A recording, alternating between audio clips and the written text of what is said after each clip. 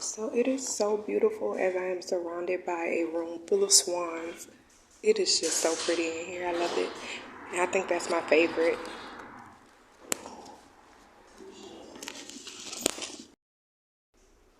So this artist, his specialty is metallic cranes.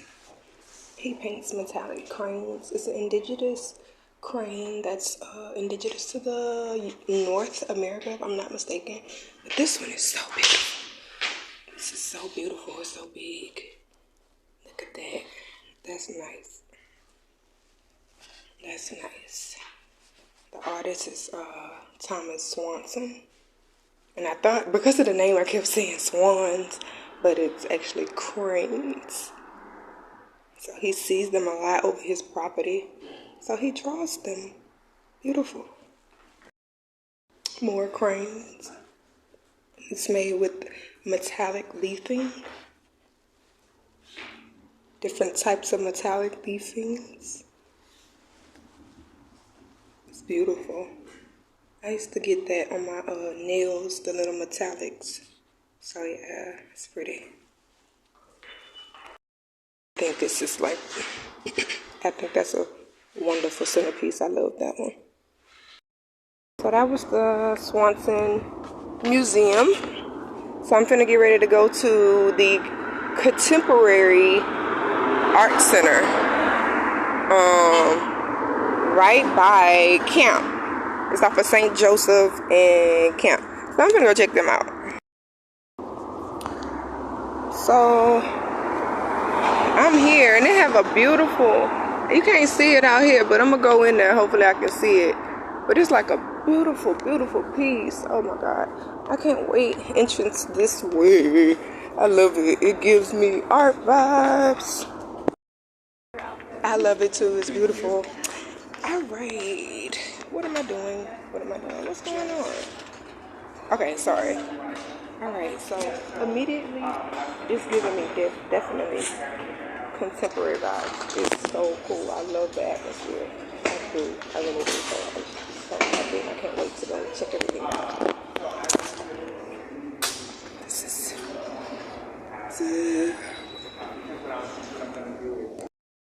That's the piece. See, I'm going to Anna soon. That's the piece right there, guys. Up there is so much better. Look at that. Oh, that's nice. That is nice. So I'm gonna start here first. This is the piece that caught my attention. It is so beautiful. All gave some gave all. That is what's embedded on it with the eagle feet. Looks like it's some type of American representation of the indigenous. But it's so beautiful. It just tells you the culture, you know, and this is so nice. And what I'm imagining is this is what like the chief, the medullas, you know, what they would kind of wear. So, yeah, how beautiful. One thing she mentioned out that was interesting to me. Well, first, this little card, so it tells you the days that admissions are free at these particular museums. So Sunday here are the days that it's free, and I'm gonna go check out the other one across the street because it says it's free today. So yeah, and the fact that they have some type of gallery for the employees that work here. So I'm interested to see that. I think it's maybe towards the end. So yeah. Oh, yes. Oh, this is beautiful. So, this one is entitled, Who Lit the Fire? Who Lit the Fire? So I'm not going to let you guys read all of that. I'm just going to read it and highlight some what I think is important for us to understand about the indigenous culture, because I believe this museum is just to give the insight of what it was truly founded on. As you guys know, my channel is about teaching history in the indigenous form and aspect, and to tell her story. So I'm going to do that by reading this. Alright, so guys, what I'm about to read to you is a mention of violence and sexual assault. And I read it. This was a whole bunch of, bias and how they feel.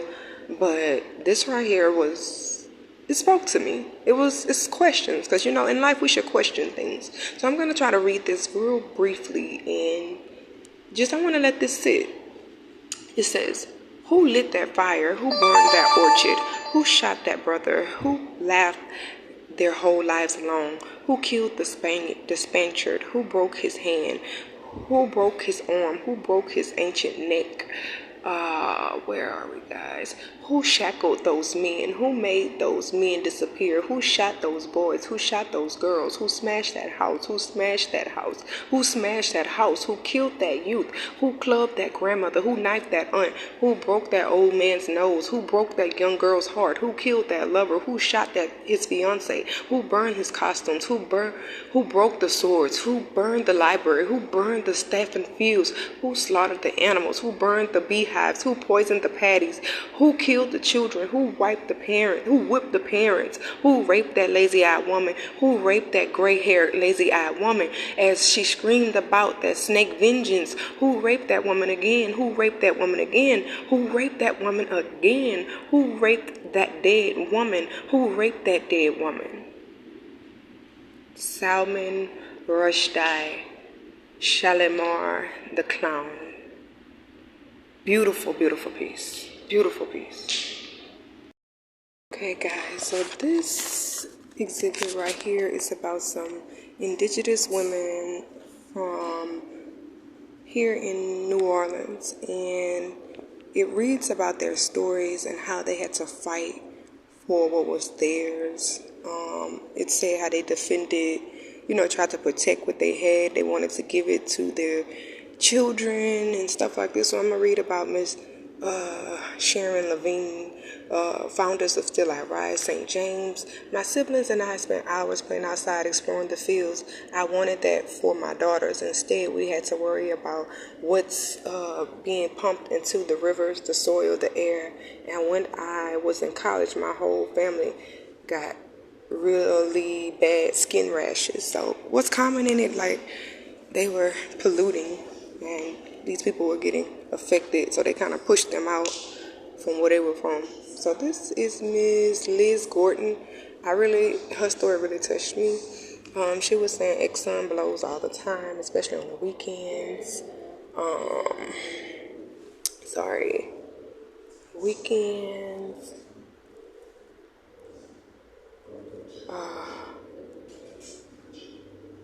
So her and her family had a lot of sinus issues. No, this is who I was looking for, Miss Idris Carter. Miss Carter, her story is what touched my heart. The whole neighborhood kept fighting with Shell. She said we had been after them for 15 years, so they fought hard. Finally, they bought out all the black families. Her and her daughter had rash. That's another rash. They had to move out of Narco. So she was from Narco, and she said we had to leave family and friends. We had roots going back to 200 years. So to the time of the slave revolt, that place was home. So her and her family had kind of, established themselves, and that's what they do. Always take. That's what they do. Kind of coincidental that's what I ran into. But this is another beautiful woman, Miss Lydia Gerald. It was about like her and her husband. They were from Reserve, Louisiana, and her and her husband Walter were inspired to defend their home. You hear this, guys? People been standing up for this. Like, I'm not the only one who's out here, so don't think I'm crazy and by myself. Home of surrounding petrochemical plants in 2016 after learning that the Environmental Protection Agency found her region to have the highest cancer risk in the country. At that time, Walter had been diagnosed with kidney cancer, Lydia with autoimmune disease. You hear this, guys? It's based on the environment, as so above, so without. So, yes, how can you thrive in something like that? Miss Lydia lost her husband Walter to the kidney cancer in 2018.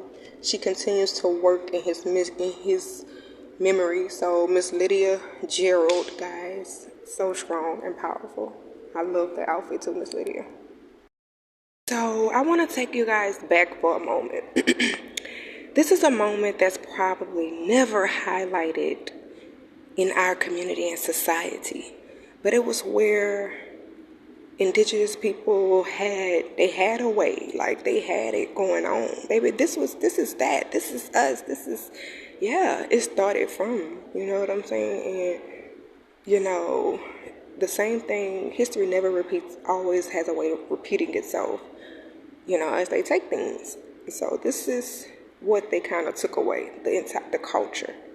You know, I'm pretty sure these people had hearts, had wills, had, you know, things that, you know, they were making a way.